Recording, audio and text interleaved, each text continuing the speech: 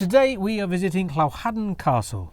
Now, you might not think of the church as having much use for a castle, but this one was built by the bishops of the Diocese of St David. It's thought to occupy the site of a former motte and bailey.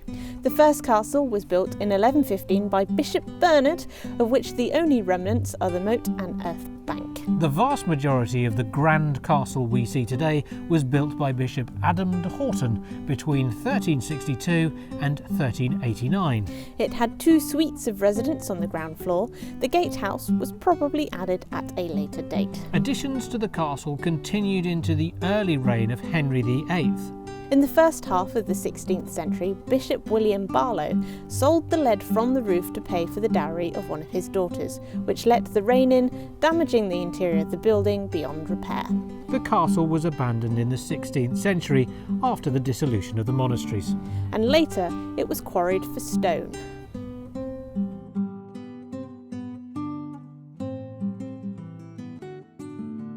This is one heck of an entranceway. Look at that tower. You can see all the interior of those levels, but you can't get up to them. Even though the floors are still there, they're just kind of hollowed out husks in the tower. I think that's rather nifty.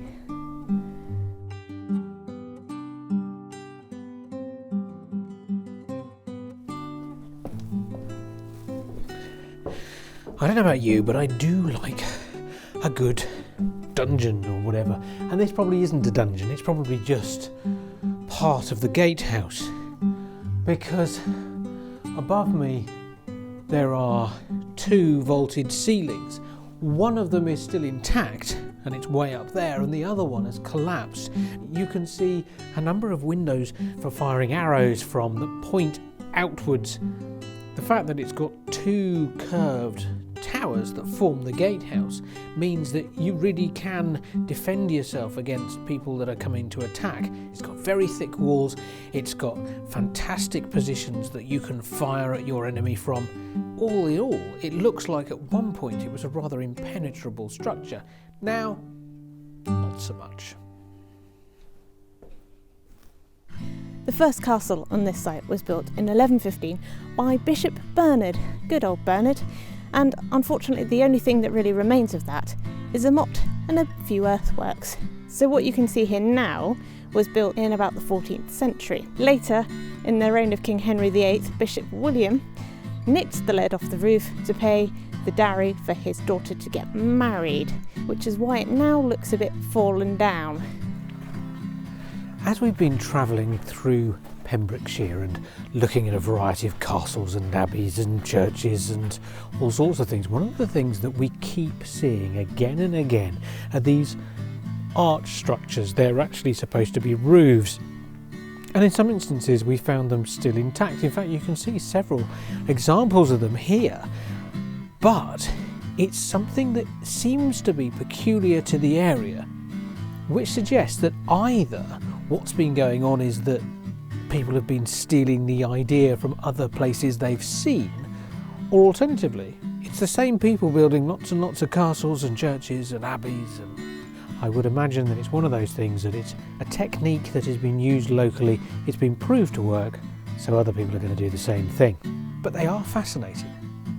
Not only because of the fact that it's quite a complex structure to build, but also because of the fact that, unlike this one, so many of them survive.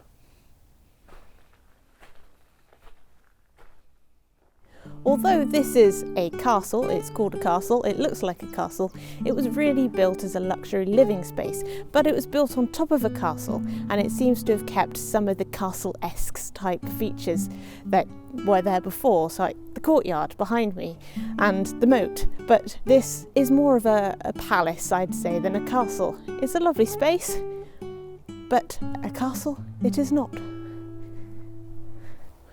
Now, what castle would be complete without a somewhat terrifying well to look down into?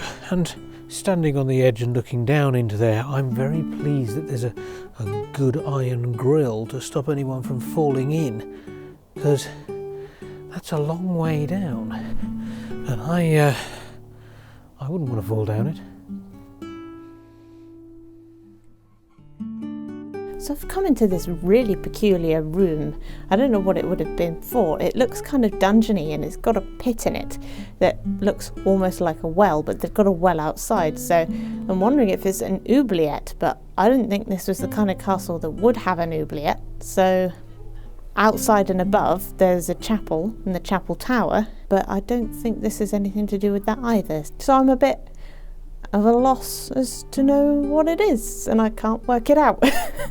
So yes, if you could let me know in the comments down below, I would be forever grateful. Thank you. This is another fine example of one of these arched roofs, and you can see, because of the fact that some of it's collapsed while some of it survived, that this bit here is arched. The floor above is all flat.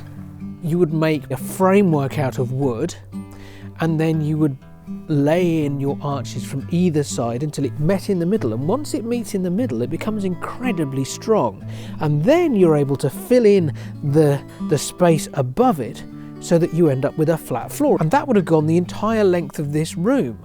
It's a brilliant design because it's incredibly strong. I mean, it must have taken quite a lot of work to actually break the thing up, but when this place was put out of action, they obviously made sure that you wouldn't want to come and spend any time here by making sure that all of the buildings were in some way destroyed.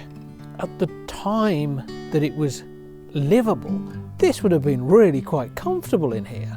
And the stonework on the doors is very lavish. This was a nice place to be, and upstairs would probably have been nicer still.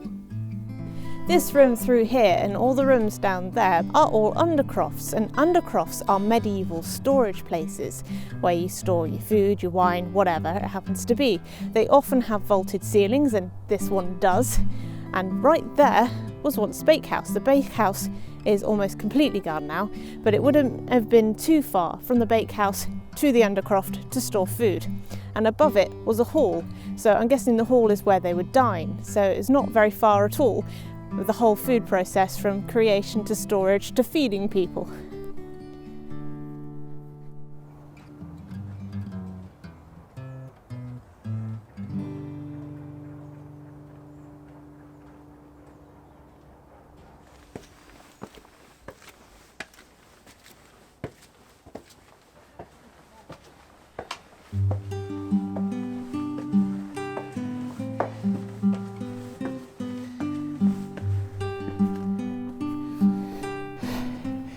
You get to the top of that spiral staircase and you find yourself here.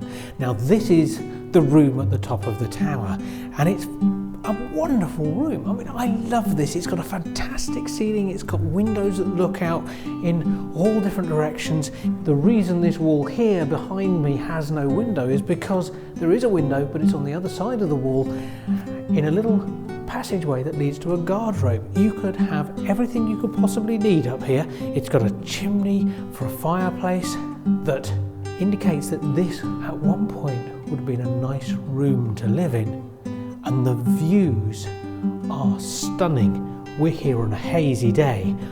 I would love to see it when the sun is out and it's a clear blue sky, and you could probably see for miles.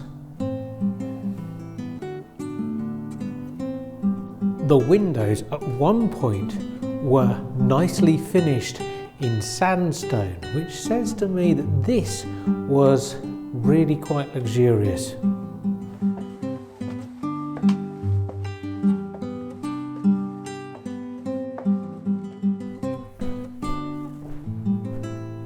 But of course you come down from the very top room of the tower and you're in this room, which doesn't look quite as posh, but it has got a fireplace. Not quite as posh as the one above, but again, another nice sized room. What these were used for, your guess is as good as mine. But I would say these were pretty good for accommodation.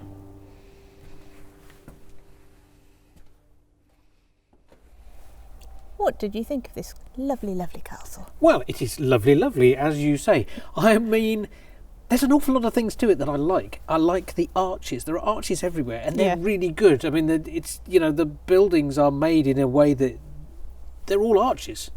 you know, the roofs, the ceilings, it's all arches. I love it. Anyway, I also like the tower. The tower is fantastic.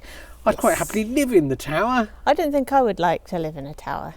I mean, no, I mean, because it'd keep you fit. Because you'd have Lots of stairs. your kitchen and your living room on different floors, so you'd be kicking away, and by the time you got up to the living room to eat it, it would be cold. No, you eat in your dining area. See, clearly, this is where you're going wrong. But, by the time you get to your dining area from your kitchen, because you wouldn't have the room for the kitchen and a dining area, which you'd need if you were living in a tower in a castle. Well, no, but what you could do is you could have a kitchen. Luxuries. You'd have a kitchen diner.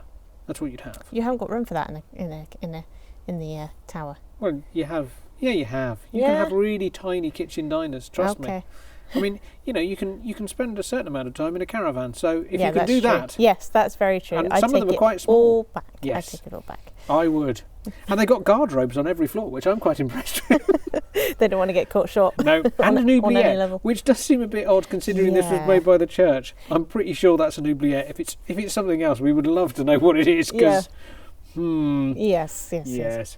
And with that, we shall see you next time. TTFN.